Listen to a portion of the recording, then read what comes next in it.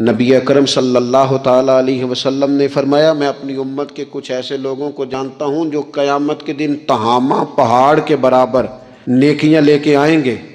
تہامہ پہاڑ تھا ایک بڑا سفید رنگ کا، اس پہاڑ کے برابر وہ نیکیاں لے کے آئیں گے،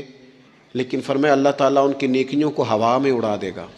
حضور علیہ الصلوۃ والسلام فرمانے لگے، وہ راتوں کو عبادت بھی کرتے ہیں، اللہ کی بارگاہ میں بھی حاضر ہوتے ہیں، لیکن فرمایا ان لوگوں کا مسئلہ یہ ہے، ان کا نقصان یہ ہے، گھاٹا اور خسارہ یہ ہے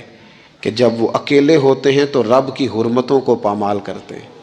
دین کی حدوں کو توڑتے ہیں، تنہائیوں میں رب کی نافرمانی کرتے ہیں۔ نتیجہ کیا نکلتا ہے کہ وہ جو لوگوں کے بیچ نیکیاں کی ہوتی ہیں، نمازیں پڑھی ہوتی ہیں، عبادتیں کی ہوتی ہیں، صدقات کی ہوتے ہیں، وہ بھی ضائع ہو جاتے ہیں۔ اگر یہ لوگ اپنی تنہائی پاک کر لیں تو ان کی باقی ساری عبادتیں بھی محفوظ ہو جائیں گی۔